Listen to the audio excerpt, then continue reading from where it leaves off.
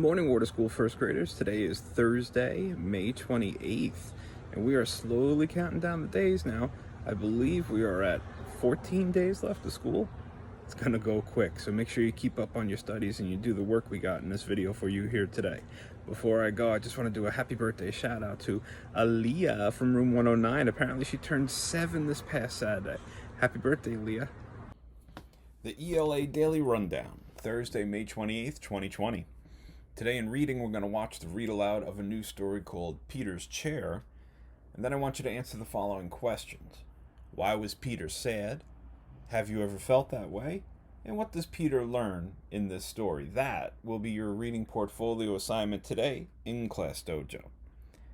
You'll see that we have scratched out, discussed the meaning of the words, and we've also scratched out read at the park, answer the questions. As I've been saying, everything I put on the daily rundown comes from the remote learning packet. Someone has made these remote learning packets, and they just made one generic packet out for the entire district, putting in quite a bit in the ways of work. And, it's my job to use this as a resource and to cut it down to where it actually works for us as students, as teachers, and as parents. And as a fellow parent myself, I look at all this work and I think about all the math work you also have to do, all the language arts work, all the world language work, all of the music and phys ed work you have to do, including your own work throughout the day, because I know you all have jobs as well.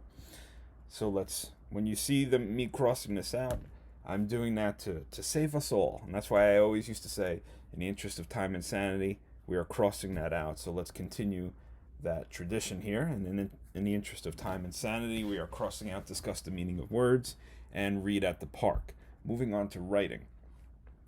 We are not going to do Daily Fix-It today because I want to concentrate on writing a thank you note. We're going to do pages 476 and 480 on screen. You don't have to complete that and send that to me. No, you don't. What I want you to send to me for writing portfolio with the thank you note is a thank you note. It could be written to anyone.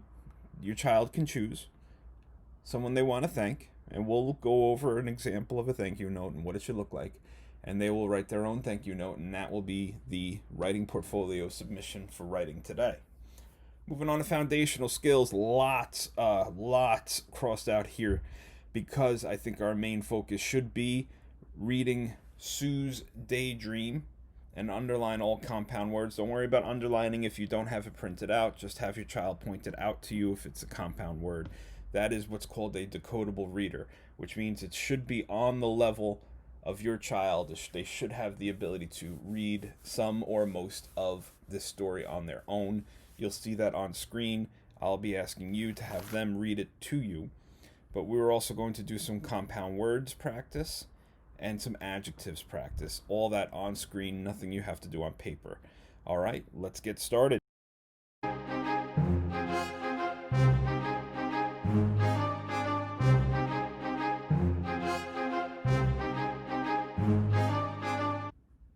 Peter's Chair by Ezra Jack Keats. The genre today is realistic fiction. Realistic fiction has make-believe characters who act like real people. That means everything that happens in this story could happen in real life. There'll be no talking animals and no magic or witchcraft or wizardry in this story today. Peter stretched as high as he could. There, his tall building was finished. Crash! Down it came. Shh, called his mother. You'll have to play more quietly. Remember, we have a new baby in the house. Peter looked into his sister Susie's room. His mother was fussing around the cradle. That's my cradle, he thought, and they painted it pink. Hi, Peter, said his father. Would you like to help paint Sister's high chair? It's my high chair, whispered Peter. He saw his crib and muttered, my crib. It's painted pink, too. Not far away stood his old chair. "They didn't paint that yet," Peter shouted. He picked it up and ran to his room. "Let's run away, Willie," he said. Peter filled a shopping bag with cookies and dog biscuits. "We'll take my blue chair, my toy crocodile, and the picture of me when I was a baby." Willie got his bone. They went outside and stood in front of his house. "This is a good place," said Peter. He arranged his things very nicely and decided to sit in his chair for a while. But he couldn't fit in the chair. He was too big. His mother came to the window and called, "Won't you come back to us, Peter dear? We have something special for lunch." Peter and Willie made believe they didn't hear, but Peter got an idea. Soon his mother saw signs that Peter was home. "That rascal is hiding behind the curtain," she said happily. She moved the curtain away, but he wasn't there. "Here I am," shouted Peter. Peter sat in a grown-up chair. His father sat next to him. "Daddy," said Peter, "let's paint the little chair pink for Susie." And they did. The end. Hope you enjoyed the story. Now let's move on to those comprehension questions for your reading portfolio assignment today.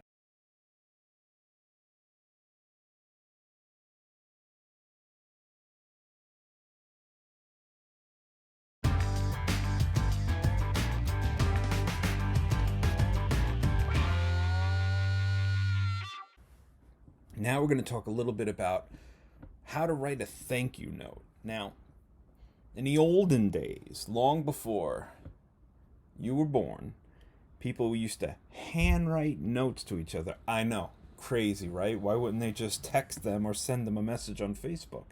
No, no, no. In the days of yore, we used to have to handwrite actual notes to people we wanted to say thank you to. You would do so after receiving a birthday present, maybe a wedding gift, or something of that sort.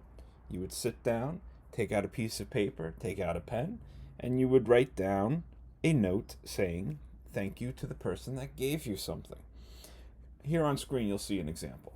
"Dear Hunter, thank you for sharing your basketball with me. I had fun playing 2 games with you. Your friend, Cody." Note the key features of a thank you note. A thank you note thanks someone for doing something. So if someone came over and walked your dog for you one day, you would write them a thank you note. It tells how the writer feels. How did it make you feel when you received that something from someone? This person said they had fun playing 2 games with you. They were telling you they felt like it was fun. So let's scroll on down. And here's the format for a thank you note.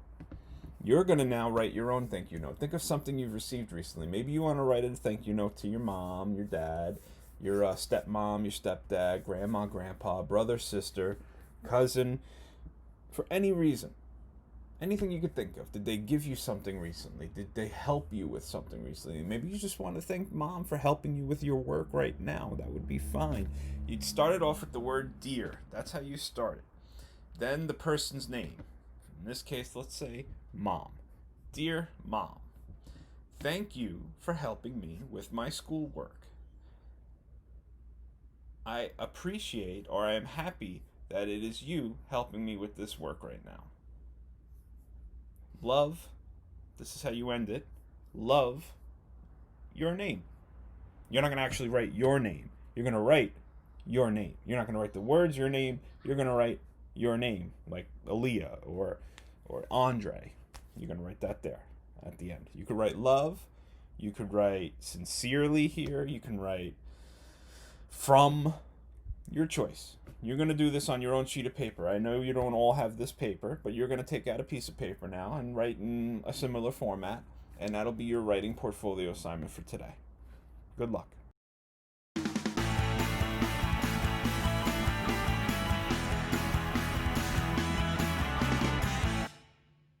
Let's take a look at compound words. We've done this in class before, so this is something of a review of what you should already know. hopefully. All right, it says pick a word from the box to finish each compound word. Now remember, these pages are included in your remote learning packet. However, if you don't have your remote learning packet, it's quite all right. We're doing it right here on screen together. Right? All right, so pick a word from the box to finish each compound word. Write it on the line. Draw a line to the picture it matches. So let's look at number one, news. Which one of these you think starts with news? Right here, right. Paper. So we're taking the word we know, news. We're taking the other word we know, paper, and we're smushing them together like a math problem. News plus paper equals one word, newspaper. Row plus what equals row plus boat equals rowboat. Number three, wrist plus what equals wristwatch. Wrist plus watch equals wristwatch. Number four, snow plus man equals snowman. Find the compound word, mark the blank to show your answer. Number five, is raining a compound word? No, because you can't separate it to make it two separate words. Is rainy a compound word? No, because you can't separate it to make it two words. How about raincoat? Rain is a separate word. Coat is a separate word. Put together, they make raincoat a compound word. Correct, raincoat. Number six, popping, pop, ping. No, those aren't two separate words. Puppy. No. How about pop and corn? That's correct. That's the compound word. Number seven, mitten. Can we get two different words? Yeah, I guess technically we can. Well, no, because you can't use the T's more than once. So mit, M-I-T isn't a word, but mit, M-I-T-T is a word. And 10 is a word, but we need that T there for 10. So no, not a compound word. Marching, march, ing, not two separate words. Backpack, back, pack. That's right, they are two separate words. That's your compound word. Number eight, balloon, ball, oon. Those aren't two separate words. Broken, bro, ken. Those aren't two separate words. Daydream, day plus dream equals our compound word, daydream. Good job, everyone. Let's go back and review adjectives now. Now we're looking at adjectives for how many and articles. All right, let's take a look. Remember, this page is included in the remote learning packet. Again, if you don't have it, that's okay, because we're doing it here on screen. Some adjectives tell how many. The adjectives an, and the are called articles. Ooh, interesting. Learning new stuff. There are 3 dogs. The word 3 is an adjective telling you, describing how many dogs there are. The baby. The is the article, or in this case, the adjective telling you this is the baby. All right, draw lines to match the words to the pictures. Say each adjective in the sentence. Number 1, 2 cribs. Which is the adjective? That's right. It's the number 2 telling you how many. Number 2, 4 chairs. Which is the adjective? That's right. It's the number 4 telling you how many chairs. Number 3, 5 pictures. Which is the adjective? That's right. The word 5 is describing how many pictures there are. Number 4, 3 boys. That's right. 3 is the adjective telling you how many boys there are. And number 5, a house. There's one house, and the word a is telling you how many, describing a house. Wasn't too bad. Good job.